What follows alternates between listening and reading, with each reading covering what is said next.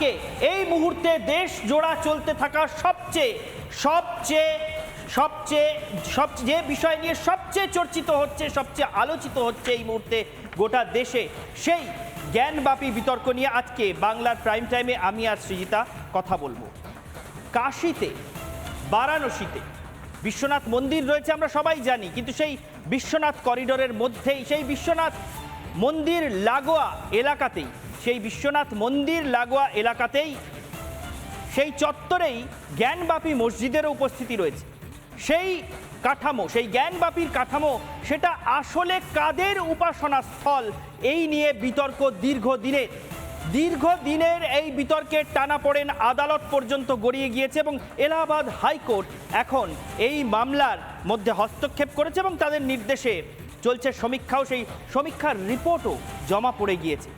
জ্ঞানব্যাপীর এই কাঠামো, এই বিতর্কিত কাঠামো আসলে কাদের উপাসনা স্থল, সেটা কি আসলে মসজিদ, নাকি সেটাই ছিল বারাণসীর আসল শিব মন্দির, পরে সেখানে মসজিদ তৈরি করে নেওয়া হয়েছে?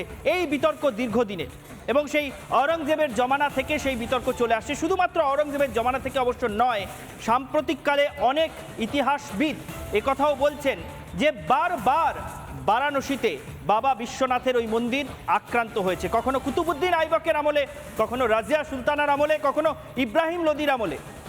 এবং শুধুমাত্র তাই নয়, পরবর্তীকালে শুধুমাত্র ভাঙার ইতিহাস নয়, পরে গড়ার ইতিহাসও রয়েছে। আকবরের জমানায় টোডরমলের হস্তক্ষেপ এবং অনুরোধে ওই মন্দির আকবর বাদশাহী আবার পুনর্নির্মাণ করে দেন, কিন্তু আওরঙ্গজেবের আমলে আবার সেই মন্দির ভেঙে দিয়ে সেখানে মসজিদ নির্মাণ হয়।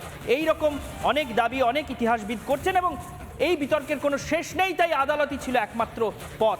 সেই আদালতে এলাহাবাদ হাইকোর্টের নির্দেশে এএসআই মানে আর্কিওলজিক্যাল সার্ভে অফ ইন্ডিয়া, মানে ভারতীয় পুরাতাত্ত্বিক সর্বেক্ষণ, তারা সমীক্ষা চালিয়েছে। মন্দিরের নিচে মাটির তলায় কি প্রমাণ পাওয়া যায়, সেখানে খনন কার্য চালালে বা সমীক্ষা চালালে কি দেখতে পাওয়া যায়, এএসআই খতিয়ে দেখেছে এবং খতিয়ে দেখে আদালতে রিপোর্টও জমা দিয়েছে। সেই রিপোর্ট মামলার সব পক্ষকেও দেওয়া হয়েছে। কি জানা যাচ্ছে সেই রিপোর্ট থেকে? এএসআই যে রিপোর্ট দিল, সেই রিপোর্ট থেকে কি জানা যাচ্ছে, মাটির নিচে কি পাওয়া গেল, কিসের চিহ্ন খুঁজে পাওয়া গেল, একবার দেখে নিই। জ্ঞানব্যাপীর যে কাঠামো, সেই কাঠামোর তলায় অর্থাৎ মাটির নিচে সমীক্ষা চালানো হয়েছে।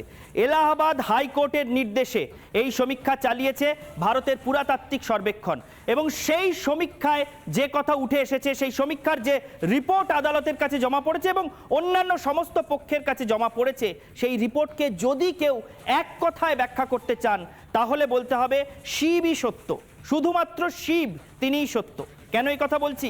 তার কারণ জ্ঞানব্যাপী কাঠামোর মাটির নিচে যে সমীক্ষা চালানো হয়েছে তাতে দেখা গিয়েছে যে মাটির নিচে, এসআই এর রিপোর্ট তেমনই বলছে যে মাটির নিচে বিরাট বড় শিব মন্দিরের অস্তিত্ব খুঁজে পাওয়া গিয়েছে। অস্তিত্ব কিভাবে খুঁজে পাওয়া গিয়েছে?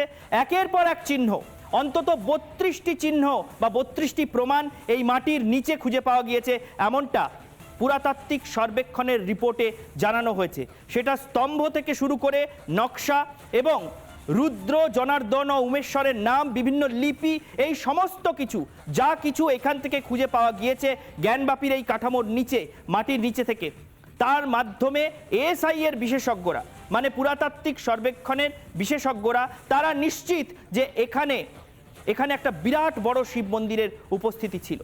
অর্থাৎ জ্ঞানব্যাপীর যে কাঠামো, কাশীর বিশ্বনাথ মন্দির লাগোয়া যে কাঠামোকে নিয়ে নিরন্তর টানাপোড়েন চলছে কয়েকশো বছর ধরে, যে এই উপাসনা স্থল আসলে কাদের, এইখানে কি কোনো একটা অন্য উপাসনা স্থলকে ভেঙে ফেলে তার উপর নতুন কোনো স্থাপত্য চাপিয়ে দেওয়া হয়েছে, এই যে প্রশ্ন বারবার উঠছিল, যে লড়াই আদালত পর্যন্ত গড়িয়ে গিয়েছে, সেই লড়াইতে এলাহাবাদ হাইকোর্টের রায়ে শেষ পর্যন্ত সমীক্ষা করছে ভারতীয় পুরাতাত্ত্বিক সর্বেক্ষণ এবং মাটির নিচ থেকে, অর্থাৎ এই কাঠামোর নিচ থেকে মাটির তলায় এখানে সমীক্ষা চালিয়ে পুরাতাত্ত্বিক বিশেষজ্ঞরা তারা নিশ্চিত যে এখানে শুধু মন্দির ছিল এমন নয়, মানে এখন যে কাঠামোকে দেখা যাচ্ছে তার চেয়েও বড় মন্দিরের উপস্থিতি এখানে ছিল, সেই সত্য এখানে খুঁজে পাওয়া যাচ্ছে।